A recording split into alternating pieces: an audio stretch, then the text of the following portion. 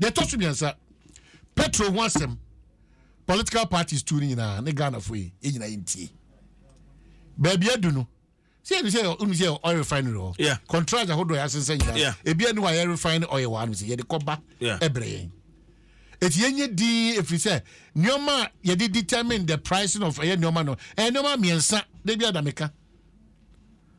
It is a petrol be kosru na kosru to 7 seasons na be ye be ko 8 be ko na e ko 20 kra. Umpe you still use it, but the point is that yen hwe na yen tutu nyoma yie.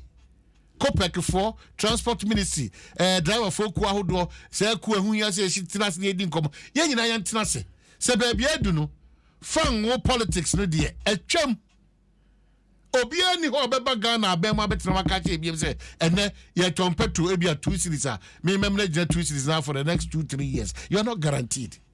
What do we do then? What understanding do we give to our people?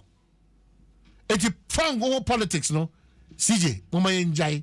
Na ye nyina ye stakeholders Ghana for this na ye stake because asem capital aka Ghana ni bia.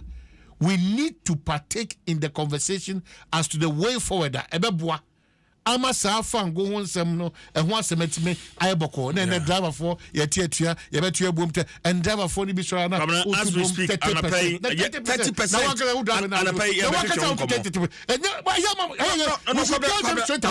driver na utum 30% no and nothing no my Ghana tie sa GRCT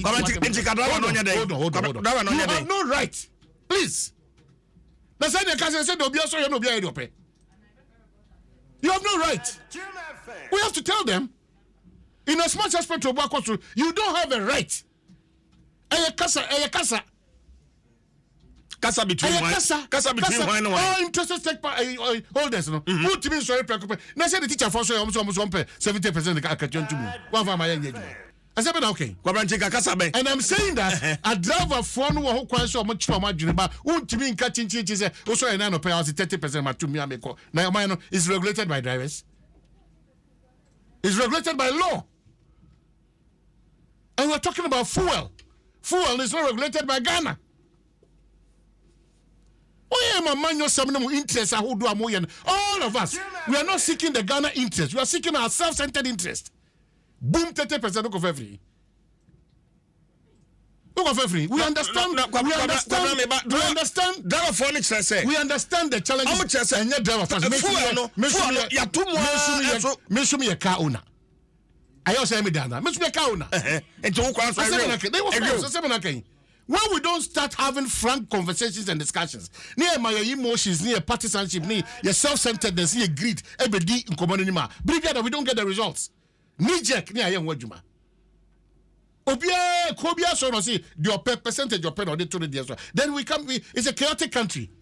There are no rules and regulations.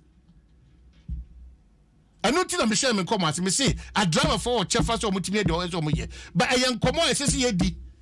And it's a political party and I got an EBN to me for Petrol wholesome and by manyo sem biem. That's the reality. Oba be kika tire say obati Petrol so oba seni na yen kontompo ni rodo rada sem. We have a refinery that's not refining. Who is in control of our foreign exchange?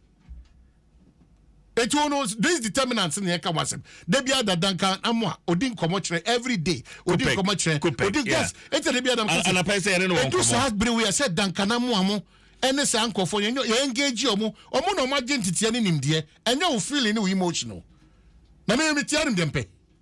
Papi Ijo Amuzo say Kwabna, good morning. CJ, you are doing a great job. You are right to say we shouldn't do fuel politics, but the government also has to reduce the taxes imposed on fuel. That's what I'm saying, sir. That is what is making the prices of fuel go up. And let's not also paint the picture as say I buy when kwana buy. So the two who do go fango so ono kwana. Aban bia wa babia no wo ho kwan. Na ba we ne duabo. Aban bia wa babia no wo ho kwan. Yakasa aya no muso muntie. One okay was some street sense. Yeah. So what I say? Yakasa aya muntie. The book politics is becoming too much. Eti di okano. Sa na meso meka wa ha. Say atuo bi wo ho de da ye fa ngo ho susu zema emwa yi. in the action was a driver for 7 apart from a coin challenges are more car shocks as if we have problem.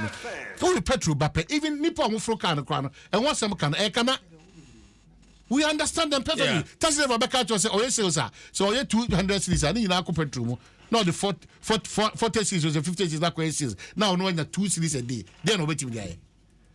It's not that we are far away or we are detached from the realities of the ground. But you cannot